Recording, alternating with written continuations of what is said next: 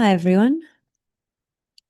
The goddess of prophecy, Cassandra. So she came to me this morning, for some reason,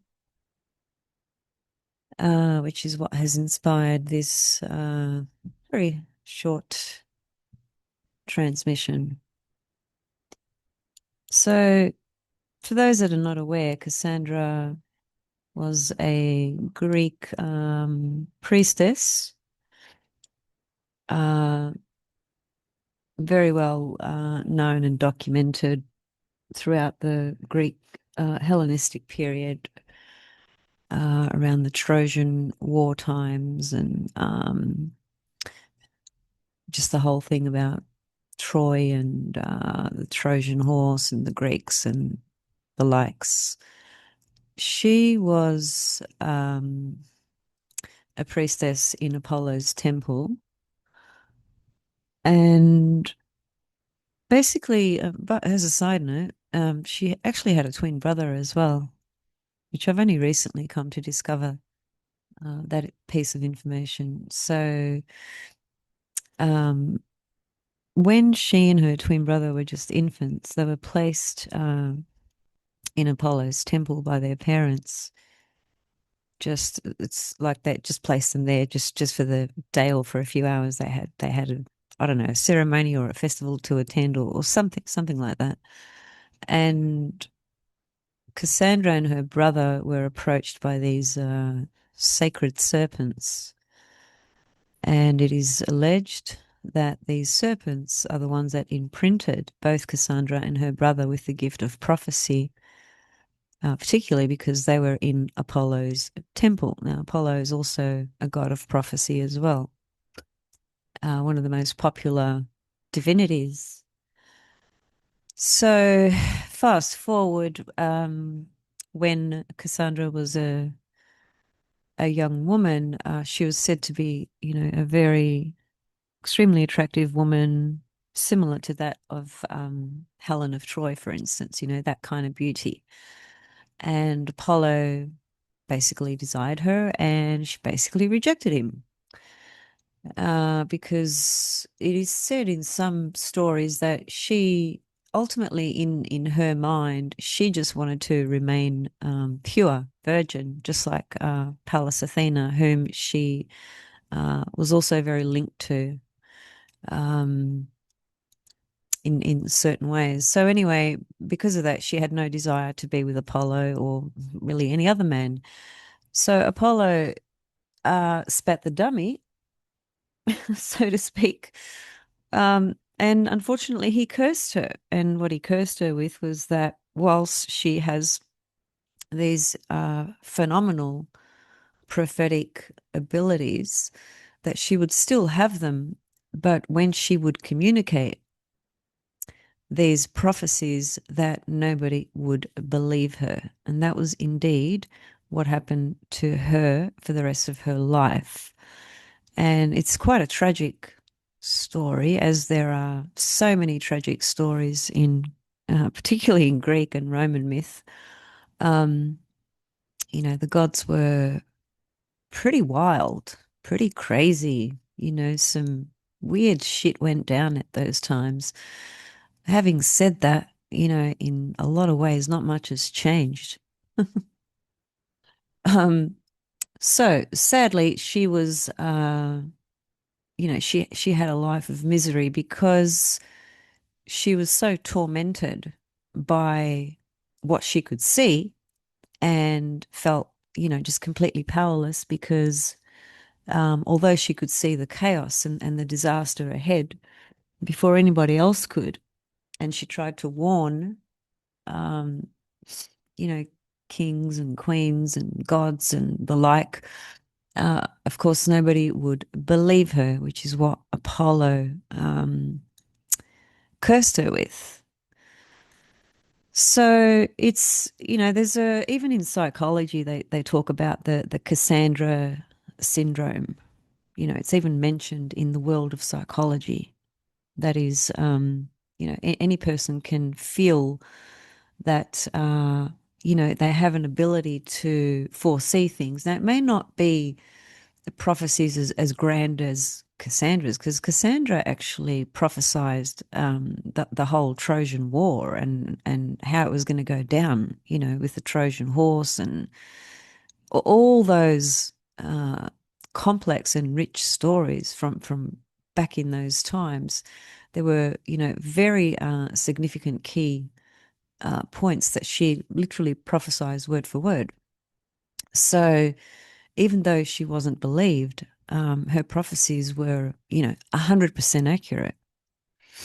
And just to go back to her story for a moment, not only was she cursed in that way, but then after the Trojan War, she was, she was thrown around like a piece of nothing. She was Agamemnon's, I've just forgotten how to pronounce his name exactly. She was his concubine, forced to be his concubine, for a period in time. And she was just treated like crap, basically, right? Like nothing. And um, because of the curse and because of her own extreme sense of powerlessness and frustration, she was regarded as a hysterical, crazy woman, who just said things because she was just this hysterical woman.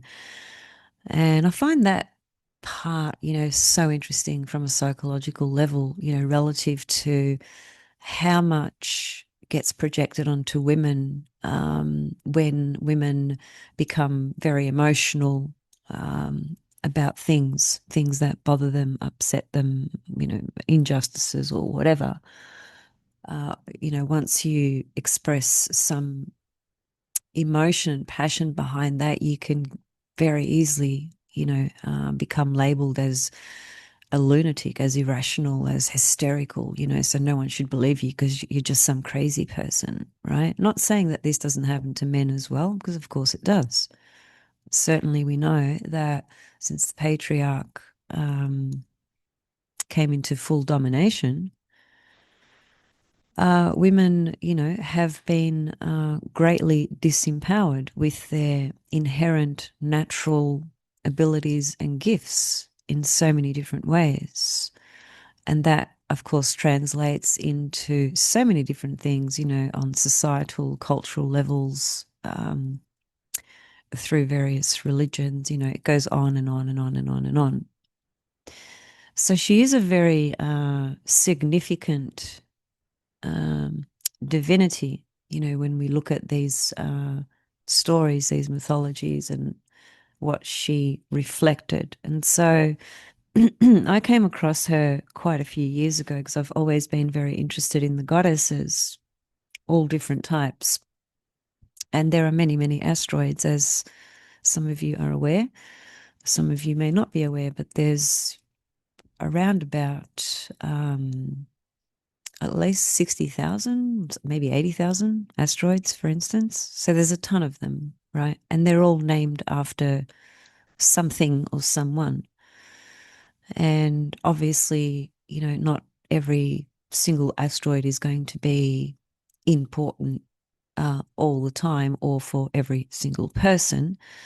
So when it comes to our own birth chart, we generally we will discover things and we will find an asteroid or different things in our chart, over a period of time. I started astrology, I don't even want to say how many years ago, but it was a long time ago, you know.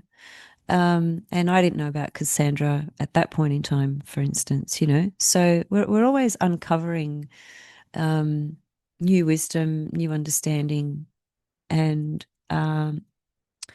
new insight about our own birth chart. Now, people have often commented and on my YouTube channel about me, and even just of late, that I have this thing about wanting to constantly, I'm such a passionate person about truth, and I am. I really am. um, and I believe in, I believe in standing up for truth. I believe in standing up for the underdog, I believe in, sort of going up uh, or how can I put it? I don't believe in being confined and dictated to by what's called consensus reality, which is a particular narrative that has been indoctrinated, for a very long time. I am a critical thinker. I like to work things out for myself as best as I can.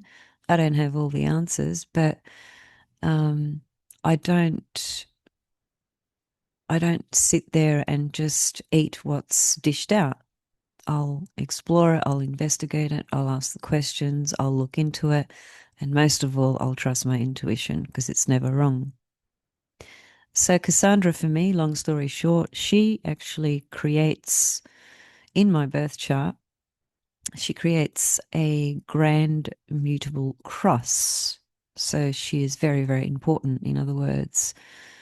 Um, and she's actually in my 11th house too, which is really interesting because the 11th house is um, many different things, but one thing it is a community that I might be connected to, sharing things with, learning from, or teaching to, which is what I do with my astrology, right? It's very much 11th house, as much as it may be 10th house in other ways as well. But she's very linked into another two feminine deities in my chart, one being Juno and one being Venus, in this grand mutable cross that she's involved in. And Juno, of course, is the goddess of justice and fairness and equality. And she too will speak up uh, when most people will not. And so she's different to Cassandra though, because Juno wasn't cursed. She was able to bring in a lot of different things through her um, the cult following that she had and the dedication and worship that she had to her temple and her gifts and talents and what she stood for and so forth. She didn't have the unfortunate path that Cassandra had. But in any case, both those goddesses, female, both were revered, both had their own.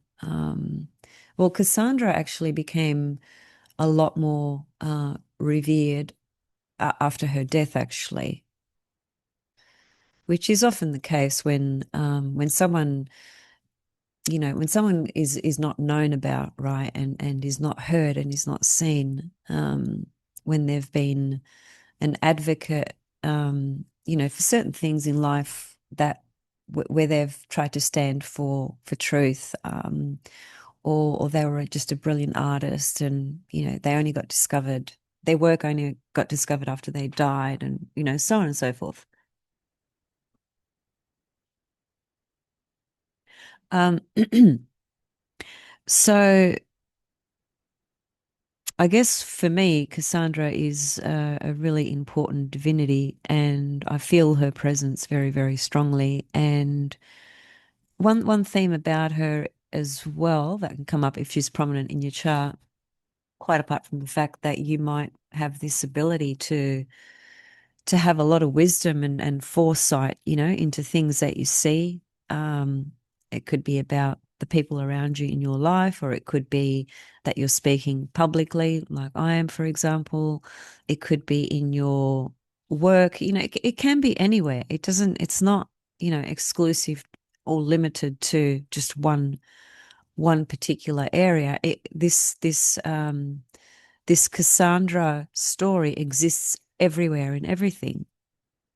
The main point being that you you have a powerful message or vision or powerful insights, and a lot of people will not believe you. So why is it important at the moment? Well, at the moment, what's happening is I had a look, and Cassandra went into the sign of Aries at the beginning of May, so a month ago. And at the moment, she's about, well, let me just have a quick look. I think she's 10 degrees of Aries. Yeah, she's 10 degrees of Aries at the moment. Just show you this in case you are not aware of this little ephemeris. This is online. It's a free ephemeris, asteroid ephemeris generator, as you can see. If you just type that in, you'll pretty much get it. And then you can actually, if you hit that tab there, you can search in alphabetical order for certain names, for instance, or you can just type in a name and see if this particular ephemeris has it. It doesn't have them all, but it certainly has thousands and thousands and thousands of them. So it has a lot. And then, of course, you just put in the data. So you could put in your own birthday, or you can put in today's date, etc. Now, as you can see here, I've got the date as the 1st of May 2025, and there's that's the spelling of Cassandra in this ephemeris generator. You may see Cassandra spelled with a C. If it's spelled with a C or a K, it's the same goddess. It's not a different divinity or a different asteroid.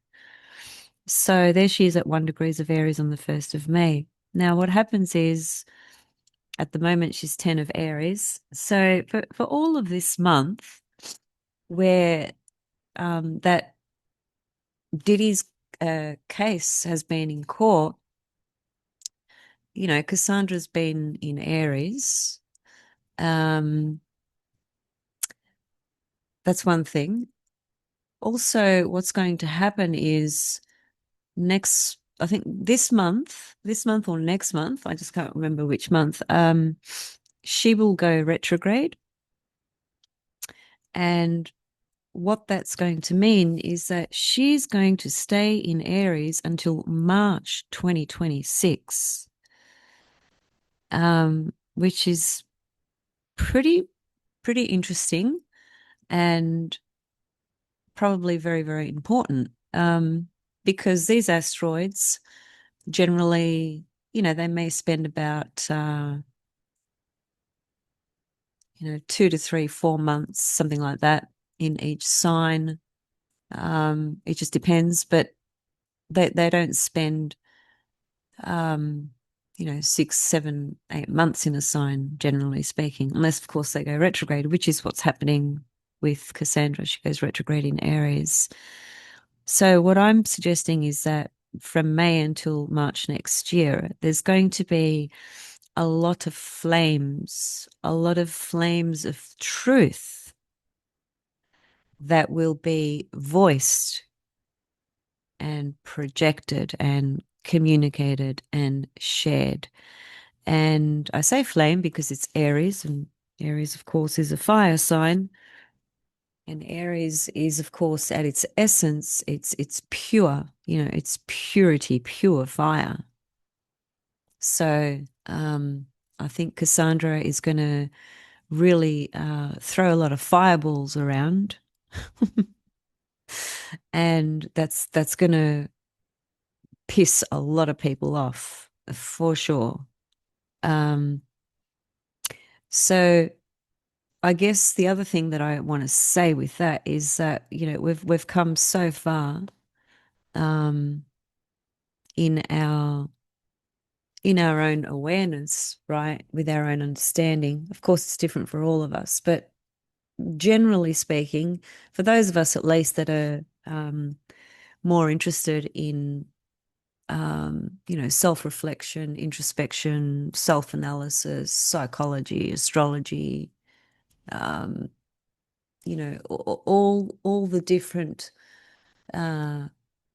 tools available to us that help us, understand ourselves better, or the world as well. So while, Cassandra is moving through Aries, it's even though she ultimately represents a divinity that was not believed when she prophesized, I think it's changing, the level of that is changing I think the Me Too movement, really kicked that off about women, um, women who were silenced for so long, right? In so many different ways. Now, of course, with every um, sort of world-changing narrative or truth that comes in, there's always going to be people who take advantage, and bad eggs, right? That will just use the situation to benefit, themselves for whatever reason that may be. That may be because they're just simply pissed off at somebody because they didn't get what they wanted or whatever, that happens all the time. And so that's where our own discernment must, be very sharp. Critical mind, critical reasoning skills, and discernment. And with that, our intuition. So with Cassandra in Aries, there's going to be a lot of truth bombs that come out. There already have been, but there's going to be a hell of a lot more. And think about it, she's been uh, in Aries since the beginning of last month, and she's at 10 Aries at the moment. So what does that place her? That places her around here. So she's pretty close to Ceres, uh, pretty close to the Saturn Neptune in Aries conjunction. That's not the true conjunction at the moment, technically speaking, but they are still there in Aries. So she's hanging around here, and she's bringing in some real truth bombs that are very linked into the final passages of Neptune and Saturn completing their journey in Pisces as well, because these two are going to go back into Pisces. So I'm expecting we're going to hear a lot more truths. And whilst at that sort of mainstream level, which is often the case, a lot of things will be blocked or sort of manipulated to appear and sound completely different to the actual truth. um, we just need to really trust our instincts, Um, so that part corresponds to, perhaps the things that we're hearing, out there in the world. That might be by leaders or groups or individuals or all of the above. And then the other part to it, and what I'm saying with that is you just trust your instincts. Aries is all about instincts, and Cassandra is all about prophecy. So in our own personal journey, this is wherever Aries is in your chart, just observe that, because from now until March next year, Cassandra is going to be moving back and forth in that zone.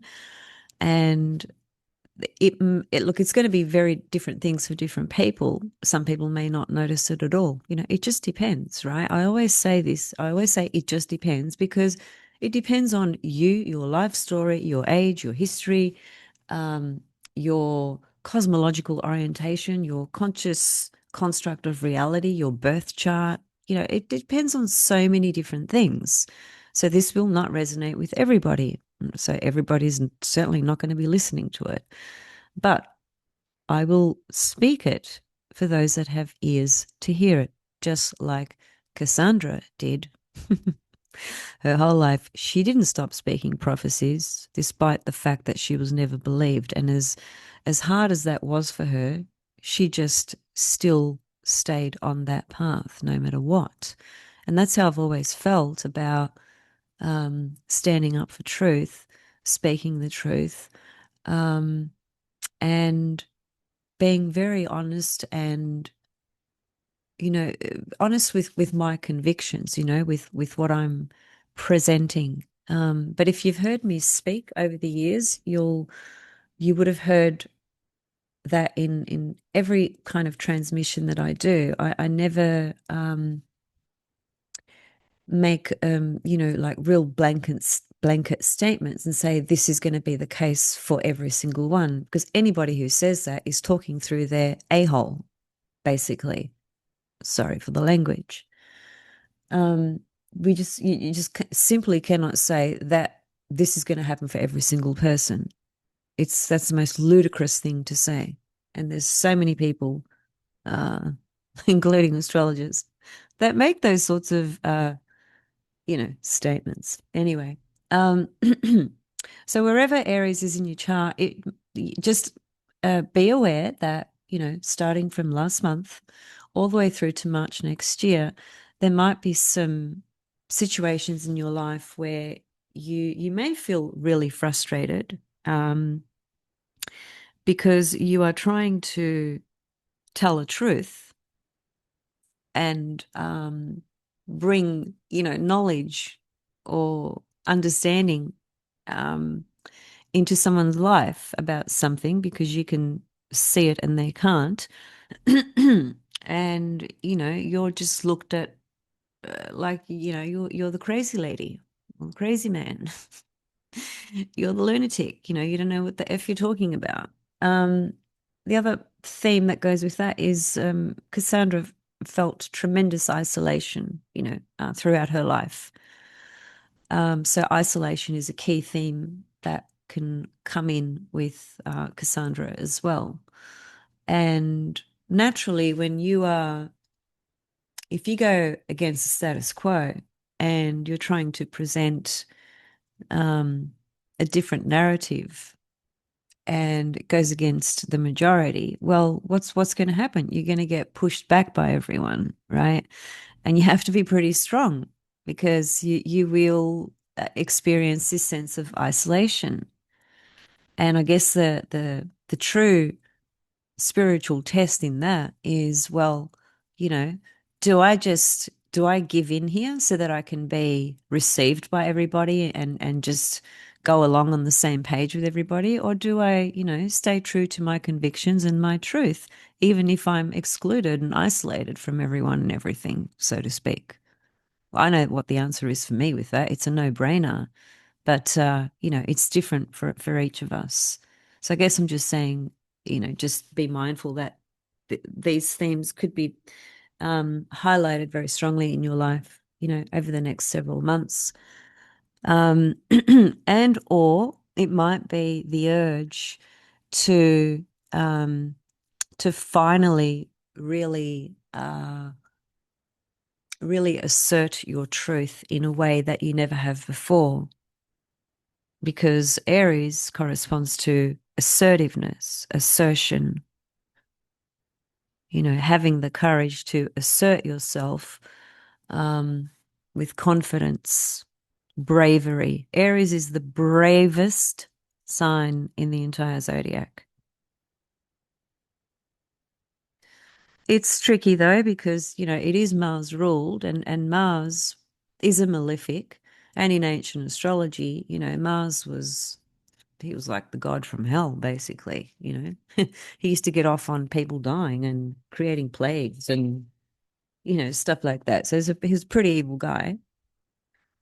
What was his name? His name was Nergal. Yeah, Nergal in Babylonian, Mesopotamian ancient astrology. But even in Hellenistic astrology, Mars is very difficult. It's a malefic planet. There are different faces of Mars, though, relative to Mars has other divinities that connect with him based on whether he's an evening star, a morning star, or invisible, just like Venus and Mercury and any other planet. You've heard me talk a lot about Venus as a morning star, as an evening star, and being invisible, and how she corresponds to different divinities in those helical phases. Well, it's the same thing with Mars. When Mars is invisible, he connects to a particular divinity. When he's a morning star, he connects to a particular divinity. And when he's an evening star, he connects to a particular divinity. And they're all different, all three of them. Perhaps I'll come back and talk about that at a later stage, but that's just something to take note of anyway. just understanding that Mars will operate in different ways, and his strength will be different at different times. As when Mars is closest to the Earth, which it was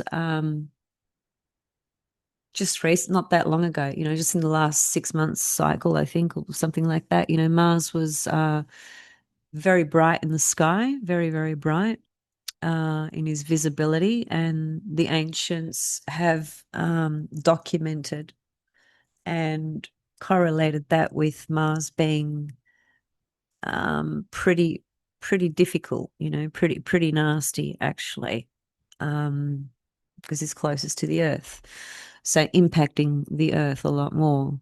Anyway, that's another story, but I guess I bring that up because Cassandra is in Aries, which is a Mars ruled sign. So, of course, the the shadow side, or the flip side to the coin of courage and assertion and confidence and so forth, can be aggression and violence, and abuse. It just depends on whose consciousness the energy is operating through, you know. But at a positive level, let's say, for those that have enough awareness within themselves, to recognize what they are responsible for, to recognize their behaviors, to have some sense of awareness and so forth, then Cassandra in Aries can be a really powerful truth time, a very just feeling more courageous to shoot the arrows of truth. And even if you're not going to be believed, I mean, sometimes you've got to draw the line in the sand, you've got to know your limits as well, which is certain. Sometimes you just need to cut your losses, or, ask yourself, well, what is it going to serve for me to persevere on this particular story, journey, whatever it is. It's these questions must be asked as well. There's no point beating your head against the brick wall. But um that's different to standing for truth, because truth is not it's not how can I put it? It's not pardon me, it's not debatable. Truth is truth is truth is truth, just 1 second.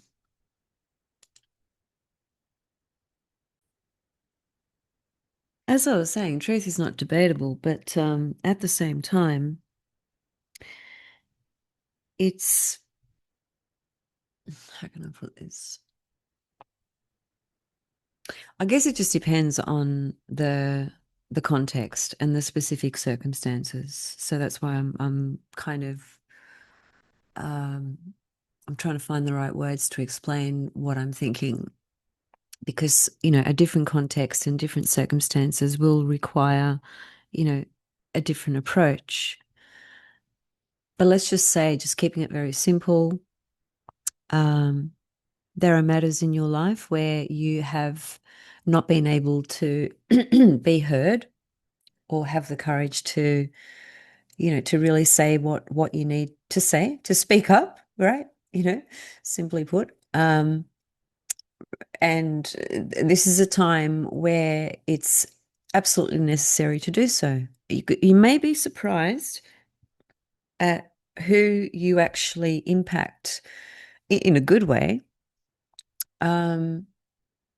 with the truth that you have to share as well. People who have the ears to listen and the eyes to see will be captured by your attention, and they will, or better way to say it is to say they would be receptive, and that may end up being a very significant thing because of the context of the story, for instance. I really want to see this blow up for, well, for people like Diddy and many, many others. He's just one, you know, one part of the story, right? In terms of um the things that have been hidden and the lies that have been um held and secrets and unfortunately all things pointing to, just a minorities group gain. And, fuck the majority, just let them suffer, right? That's been the game, right? Game on for thousands of years. And it's just gotten to, we all know, it's just gotten to that point where um, not only are people dissatisfied with that narrative, but they are starting to come to understand and realize that it doesn't have to be that way. Now, of course, none of these things can ever change overnight. We might not see, the sort of the big sort of change that we really want to see. We possibly won't see that in our lifetime. But if we are completely selfish, we won't give a fuck. But if we have some selflessness about us and we care about the generations to come and the earth itself as well, then we should be able to understand that what we do now, impacts what happens later, right? So people just want instant, gratification and instant results, and life just doesn't fucking work like that. Somebody made a comment under my Saturn video indicating that I was talking too much, something like that. You talk too much, get to the point. And that's just, I mean, of course I deleted their comment because, well, it was just not useful, right? But I bring it up because I'm not scared of bringing up people's criticism towards me. It doesn't bother me. Everyone has their own perspective and opinion, but I'm bringing it up as a way of example, just to demonstrate how people want quick fixes and quick answers. Sometimes you can encapsulate something very powerful in just a few words. It just depends on what you're talking about as well. Sometimes one-liners are all you need to hear. But I think a Saturn-Neptune conjunction in Aries that hasn't happened for thousands of years deserves a bit more than just a one-liner, especially when there's so much that we have still yet to realize. So I hope Cassandra in Aries can be a force of fire in truth telling for you that that might just be, really important for your circumstances and your life story. I hope she helps you through Aries, with the element of courage and fearlessness. And I hope she brings a lot of fire to the world stage game of all the liars, especially the big, big, big liars, which is the minority relative to the bigger schemes. Let's see how it goes. Let's see what shows up. It'll be very, very interesting, no doubt. See you soon.